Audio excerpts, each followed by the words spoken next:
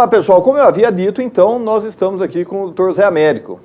Dr. Zé Américo, muito obrigado de ter aceito o nosso convite para bater papo, para nos contar da história, com 60 anos de advocacia, ex-presidente da UAB, ex-procurador municipal, agora com o burro na sombra. Conte a história.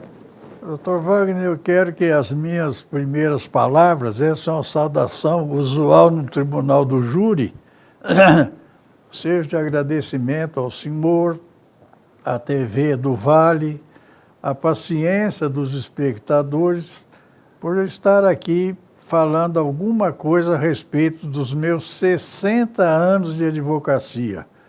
Eu digo 60 anos, doutor Wagner, como diria o nosso bom amigo Antônio Gomes Teixeira, com a santa e pura vaidade. Porque eu acredito que em Avaré e na região, talvez, sejam poucos ou pouquíssimos até os advogados que chegaram a essa marca. Sim. Eu hoje sou o decano dos advogados da comarca de Avaré, acredito que de Botucatu, São Manuel, Piraju e adjacências. Para o senhor ter ideia, o meu número na ordem é 10.818.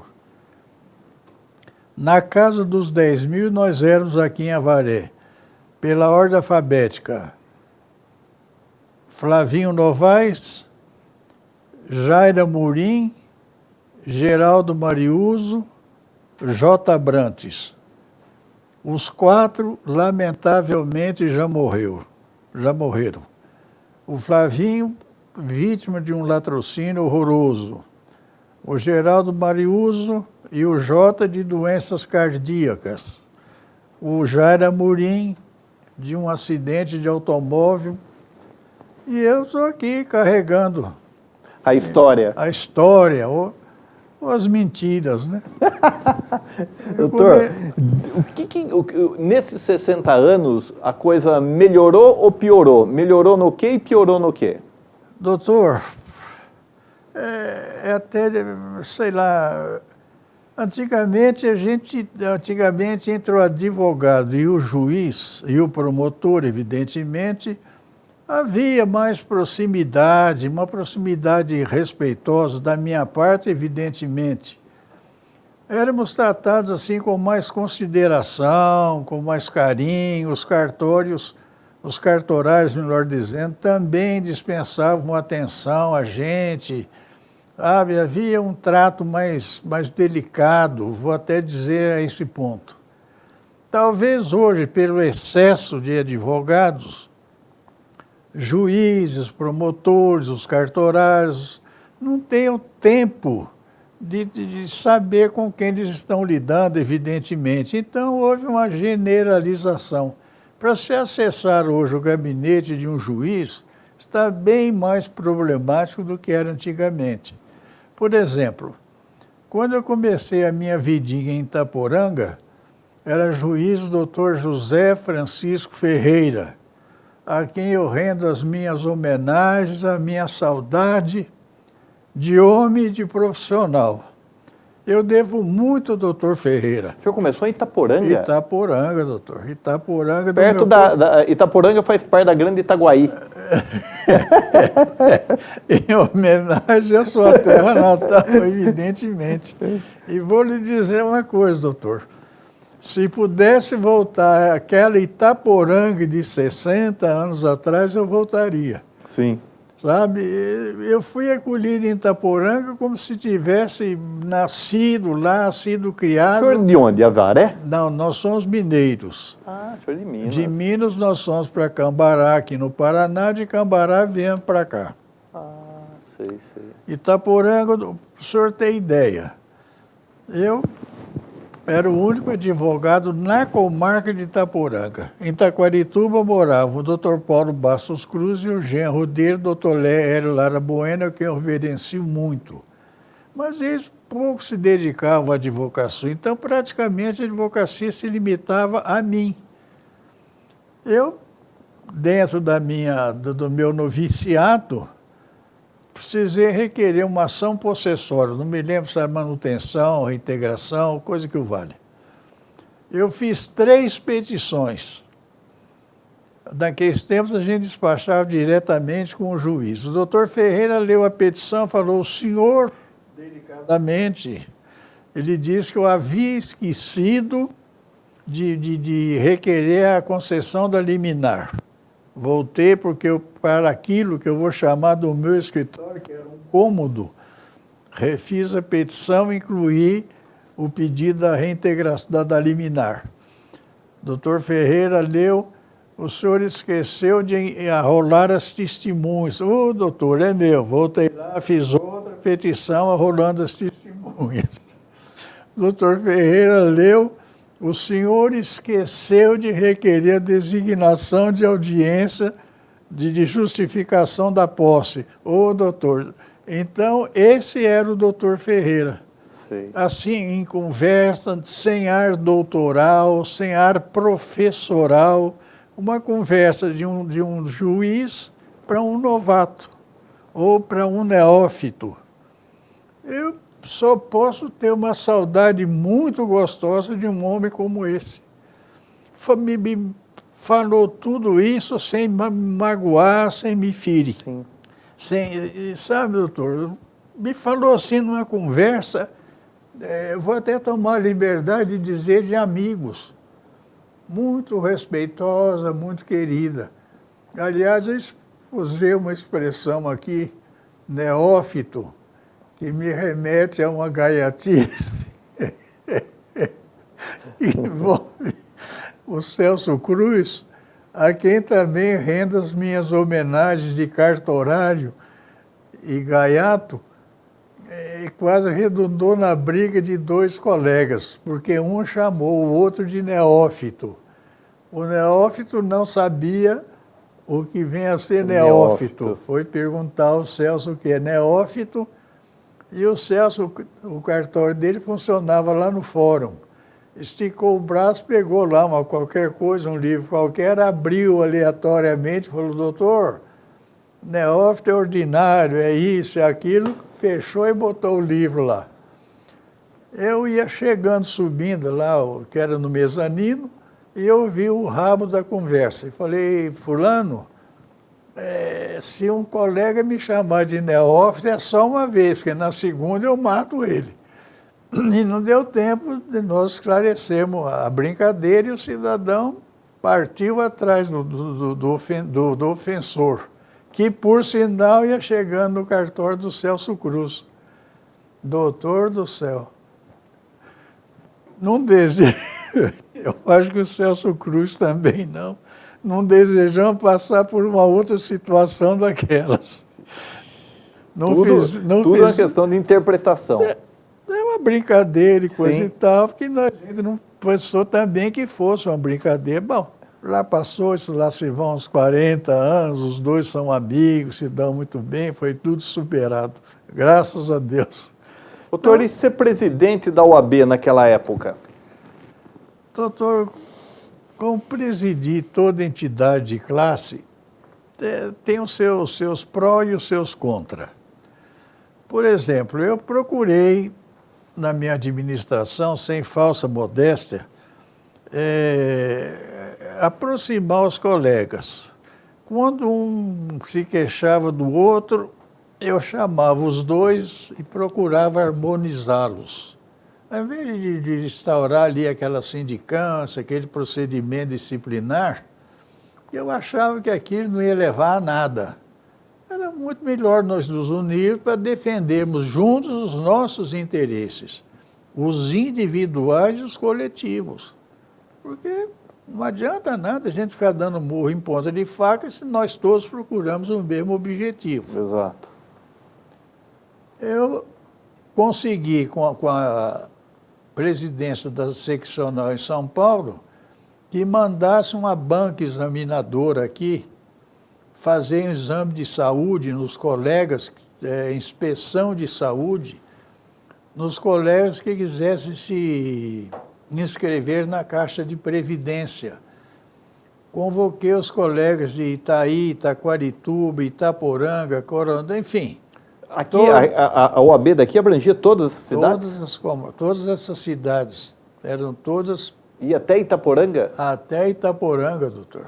Ia longe. Era grande, longe. Eu fui lá, convoquei os advogados aqui da sede, alguns não se interessaram. Hoje lamentam não ter feito isso. Que poderia estar Tem um casal, aposentadoria. a senhora morreu, a nossa colega morreu, mas o viúvo está aqui. Eles atenderam a minha sugestão, se inscreveram. Hoje o viúvo recebe uma belíssima aposentadoria. E sempre fala com, isso eu devo a você. Eu procurei, dentro das minhas possibilidades, das minhas condições, eu procurei fazer alguma coisa, porque eu entendia que ninguém foi pedir para eu ser presidente, eu pedi para ser o presidente, então eu tinha que retribuir aquele voto de confiança que eu recebi. E eu tenho muita vaidade, muito orgulho, santa vaidade, o santo orgulho de ter sido candidato único. Fui candidato único. Então eu tinha uma responsabilidade, a meu ver, muito maior, porque ninguém se opôs concorrendo comigo. Nesse período de 60 anos aí, o senhor sempre fez júri? Ou foi um ou outro? Para tristeza dos jurados, fiz. Ah, é? Fiz em Avaré, fiz em Itaporanga, fiz em Itararé. Por que tristeza? Ah, doutor, o júri para o jurado é uma tristeza, é castigo. Né? É, cansativo. Principalmente quando eu falo, eu sempre brinco, que quando eu falava, doutor, os jurados choravam. Mas não era de emoção, era de raiva, porque tem que me ouvir falar. Se bem que teve um promotor em Itaporanga, ele era do Rio, família, parente até do... Era família muito importante no Rio, e esse moço deixou o Ministério Público aqui em São Paulo, voltou para o Rio, e lá ele assassinou um jornalista que era vizinho dele. Nossa. Era um cidadão meio descalibrado. E ele falava às 3 horas. Eu falava 1 hora, quando muito, encerrava. O cidadão voltava, fazia a réplica. É réplica mesmo. Era mais 1h30. Na tréplica, eu abria a mão do meu tempo, porque eu não tinha mais nada que falar. Normalmente o réu era absolvido, não de 7-0, que eu nunca consegui, mas sempre absolvido. E ele não se conformava. E uma certa vez ele me falou, rapaz, eu falo 3 horas, depois falo 1h30, você fala 1 hora e absolve? Falei, é por causa disso. Cansa. Você cansou os jurados. Essa era a chave, era o segredo, falar pouco, mas não falar muita besteira. Aliás, saudoso Dr. Tarso Cabral de Oliveira, a quem também eu rendo as minhas saudosas homenagens, dizia que as minhas petições são telegráficas. Numa lauda, eu fazia um pedido de execução. Não tem que ficar falando, não tem que né? ficar com tititi, tem que Exatamente. ser objetivo. Imagine hoje, com essa quantidade de coisa que tem, escreve não sei quantas laudas numa petição. E não se diz nada. Nada. Não se diz nada. Nada. Isso é que é o pior de tudo. Exato. Espreme aquilo, né? Não sai sai muito nada. pouca coisa. E hoje tem uma proposta do Tribunal de Justiça, petição 10, né? No máximo 10 laudas. Que é o que deveria ser, né? Doutor, honra seja feita. Para eu conseguir escrever 10 laudas, eu preciso suar muito. Eu não tenho argumento para escrever 10 laudas. É enrolação, né? Ou enxuriçação, se o senhor me permite, É? um termo muito vulgar, mas muito apropriado. É uma enxuriçação. É uma transcrição de jurisprudência, de literatura jurídica e por aí. Eu não tenho o que dizer. Não. É pão, pão, queijo, queijo. E pronto. Acabou, não tem que ser direto e reto, como dizem os moços. Quer dizer, nós moços dizemos, né? Muito obrigado. É direto e Doutor, reto. quanto tempo o senhor ficou na Procuradoria Municipal? 32 anos. Quando o doutor Fernando Cruz Pimentel, de saudosa memória, sem querer ofender os outros prefeitos, na minha opinião, o melhor prefeito que teve em Avaré tomou posse, o Fernando subiu a escada e eu subi atrás. A primeira missão que o Fernando me deu foi receber a dívida ativa da prefeitura de cabo a rabo, ou melhor, de A a Z. Era para mudenista, PCPista, comunista, cobrar todo mundo. E assim eu fiz. Não zeramos a dívida ativa, mas demos uma boa rebaixada naquilo lá. Se o senhor me permite, eu vou até contar uma historinha do Fernando. Apareceu lá o cunhado de um grande fazendeiro aqui, e esse grande fazendeiro era devedor de tributos municipais. Sentou-se ao lado do Fernando e começou a querer justificar que não devia, que o cunhado não devia, que não devia. E o Fernando já estava meio cansado daquela lenga-lenga, até que o cidadão defendente do cunhado teve a infeliz ideia de dizer que o cunhado devedor tinha uma certidão negativa da prefeitura. O Fernando deu pulo na cadeira e disse: mas, seu fulano, o seu cunhado tem essa certidão que foi dada a ele de favor, porque ele queria fazer um financiamento no banco e o prefeito daquela época mandou dar a certidão para ele. Você sabe dessa história que ele deve, mas tem essa certidão negativa que não correspondia à verdade. O cidadão disse a ele: Fernandinho, nós da UDN, outro pulo na cadeira, eu não sou prefeito da UDN, eu sou prefeito dos avareenses. E mandou que ele, como ele estivesse renitente para pagar a dívida, o Fernando chamou a dona Antônia, que era tesoureira. Um abraço, Toninha, um abraço, Ovídio. Mandou fazer o recibo e pagou do bolso dele, o cidadão guardou o recibo e foi embora para casa. Que coisa, hein? Não, esse era o Fernando Pimentel, prefeito de Avaré.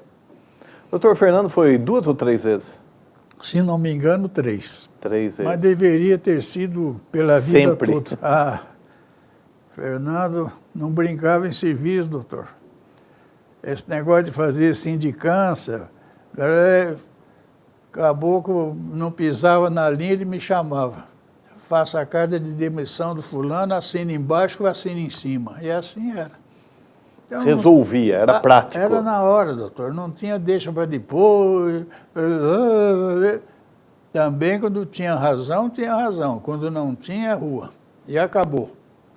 O Fernando, as 3 vezes que foi prefeito, enxugou o quadro de funcionários da prefeitura. Depois aquilo estourava outra vez de funcionários. Não tinha necessidade. Entendi. Era isso aí. Pessoal, nós estamos encerrando o primeiro bloco e voltaremos já com o doutor José Américo, pai do Eric, não é?